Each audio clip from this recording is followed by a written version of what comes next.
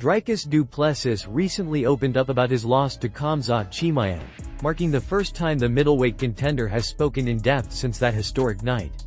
The MMA world remembers that fight well. Back in August, fans witnessed one of the most dominant performances in UFC history when Chimaev defeated du Plessis to claim the middleweight title. After the bout, Dricus chose not to make excuses or shift blame. Instead, he posted a short and humble statement on social media, acknowledging that he was beaten by the better fighter that night and expressing gratitude for the opportunity to share the octagon with his opponent. For months, du Plessis stayed mostly silent. However, a new video surfaced recently, part of what appears to be an advertisement for Crypto.com, and it shows clips from the title fight along with the aftermath as he exited the arena. In the video, du Plessis shares a powerful message about defeat, resilience, and the mindset of a true champion. He explains that in moments of loss, fighters are not truly defeated, they are human, and embracing humanity requires immense courage. According to him, the hardest moments of a career are not only where you survive but where champions are shaped. Bravery, he says, lies in enduring failure and still standing tall, knowing that the strength to bounce back is within every athlete. Reflecting on his performance, du Plessis emphasizes that nothing and no one can take away what has been built through a lifetime of dedication. Even in disappointment, the journey does not end. He closes the message by reaffirming his identity and determination. "I am Dricus du Plessis. Born brave, and I will be back." The line resonated deeply with fans, many of whom described chills and renewed respect for the former champion. Now the question surrounding the middleweight division is what comes next for du Plessis. Some fans are eager to see an immediate rematch with Chimaev to settle unfinished business, while others believe du Plessis should secure one or two more victories before challenging for the belt again. With the division stacked with dangerous contenders, matchups against names like Sean Strickland, Jared Cannonier, or Robert Whittaker could make compelling next steps. Regardless of what the UFC decides, one thing is clear: du Plessis has not lost his fire, and the comeback chapter of his career may be just beginning.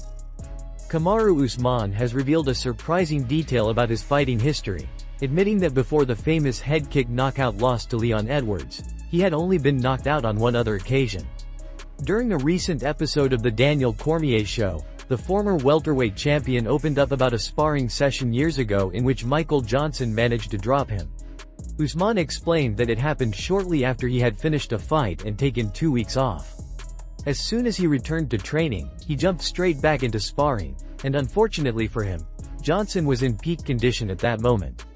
Johnson was just 3 weeks away from his own fight, extremely sharp, fast, and fully dialed in. According to Usman, they went a full 5-minute round, and by the end of the session Michael Johnson put it on him, with such intensity that it sat him down. Usman recalled falling backward and landing on his own arm as he hit the mat. What makes the story even more interesting is that the entire incident was captured on video. Usman confirmed that he still has the clip, and Rashad Evans also has it stored away in his personal archives. He joked that Rashad uses the video as a way to make sure Usman never gets too out of line, reminding him of the moment when he was dropped in training. Usman expressed surprise that the footage has never been leaked, especially considering how common clout chasing has become in modern combat sports culture. He believes that if Rashad did not consider him a brother, the video would have already gone public, particularly once Usman became champion. The clip would have generated massive attention and headlines, but out of respect and loyalty, Evans has kept it private. While the story may sound embarrassing to some, Usman shared it as a sign of respect for Michael Johnson's abilities rather than as a moment of weakness.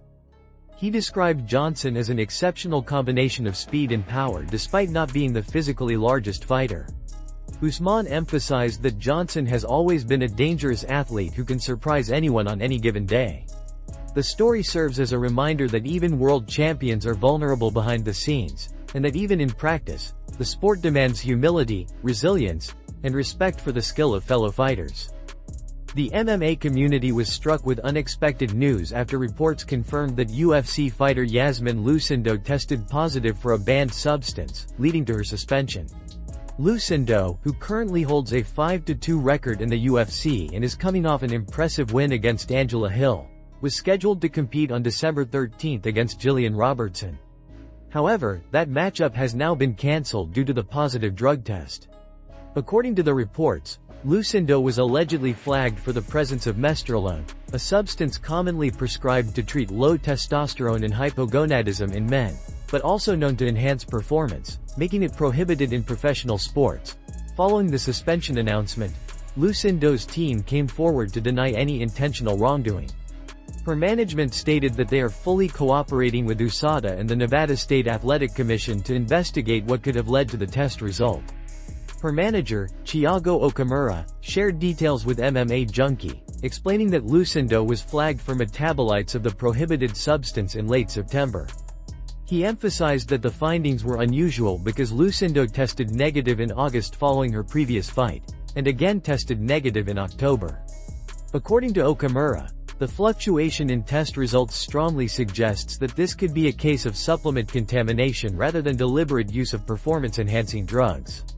He continued by stating that Lucindo has never knowingly consumed a banned substance and that the type and quantity of metabolites detected align with accidental exposure rather than doping. Her team is now working closely with Free Sports and the UFC in hopes of tracing the source of the contamination and presenting full transparency. Since the flag test occurred while Lucindo was preparing to compete in Las Vegas, the Nevada State Athletic Commission has jurisdiction over the matter. Her team is actively communicating with the NSAC in an effort to resolve the situation and clear her name. Lucindo's team has already identified 2 supplements that fit the timeline of the irregular test results. Those supplements have been submitted to SMRTL laboratories in Utah for detailed analysis to determine whether contamination is indeed the cause.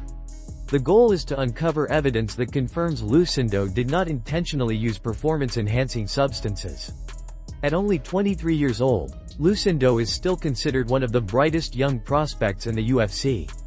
While this situation has temporarily paused her momentum, many fans and analysts believe she can recover from the setback if her team succeeds in proving her innocence. Ian Gary has voiced his frustration regarding the possibility of Islam Makhachev fighting Kamaru Usman next. As many fans know, Usman has publicly expressed interest in getting a title shot against Makhachev, and the lightweight champion has shown the same willingness, making the matchup seem realistic. However, Gary strongly disagrees with the idea and believes that Makhachev's team is strategically choosing opponents who benefit them instead of pushing for the most deserving and competitive matchups in the welterweight division. Gary stated that Khabib Nurmagomedov and the team around Makhachev are extremely intelligent when it comes to selecting matchups that develop storylines and generate attention. While acknowledging that Usman was once arguably the greatest welterweight of all time, Gary argued that the situation has changed dramatically. In his view, Usman is no longer relevant in the division and has declined from his previous championship form. Gary did not hesitate to say bluntly that Usman is now has been, emphasizing that his career trajectory is no longer aligned with the top tier of contenders.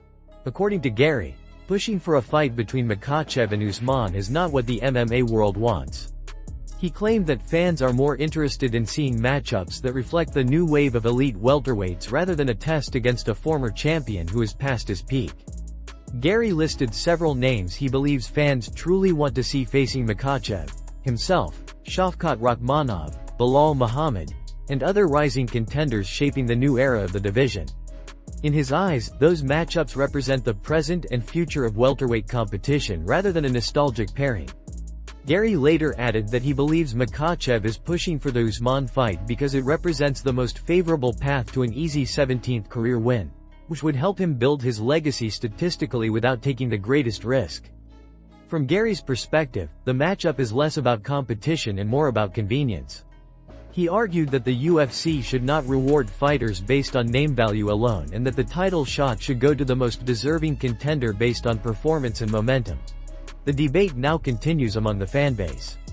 Some agree with Gary that Usman should not leap over current contenders, while others still see star power and champion versus champion intrigue in the matchup. Regardless of opinion, one thing is clear. Ian Gary is making his voice heard and positioning himself as part of the new generation hungry for the spotlight in the welterweight division. The MMA community was caught off guard after the sudden cancellation of the Mighty Guru Show, a podcast collaboration between MMA Guru and Demetrius, Mighty Mouse, Johnson. The show, which featured fight recaps and commentary, lasted only 3 episodes before being officially shut down. The cancellation comes directly in response to online controversy surrounding statements MMA Guru made on social media and in live streams, which led to public backlash and affected the image of the podcast. Shortly after the news broke, MMA Guru addressed the situation publicly through a series of tweets. He stated that he had accepted Johnson making fun of him online and didn't mind criticism about previous comments made during his live streams. However, he claimed that when people began to turn their attention toward Johnson and question why he would collaborate with him, the situation escalated. According to Guru, the continuing pressure made it unrealistic for the podcast to continue as planned. He announced early that the Mighty Guru show was officially over and said Johnson stood his ground on the matter. Guru went on to criticize those resurfacing old content, referring to backlash over a donation from 2019 and statements from previous live chats. He explained that he and Johnson had communicated privately about the issue right after the first episode and again recently, and that he had expressed willingness to step back if the situation created too much tension. Guru later released a video giving more insight into the cancellation. In the video, he explained that producers had been contacting him for weeks, asking him to reduce the intensity of his social media activity and comments because they feared it could jeopardize the podcast's reputation. According to him, their concerns consistently increased as more online responses gathered attention. Guru stated that he could not adjust his personality or online presence to the level the producers wanted, noting that the issue had been building from the very beginning of the show. He claimed that several of his recent tweets had triggered concern and that the team behind the show repeatedly asked him to tone things down for the sake of the brand. He refused, saying he would not change his style or soften his opinions. The final turning point was backlash to comments he made during the most recent episode about religious communities and cultural topics. The backlash put the producers, Johnson, and the show under pressure, ultimately leading to the cancellation. The podcast, which briefly attracted strong attention because of the unique pairing between a popular YouTube analyst and one of the greatest fighters of all time, now ends before it had the chance to fully develop. Whether the two will collaborate again in the future remains unknown.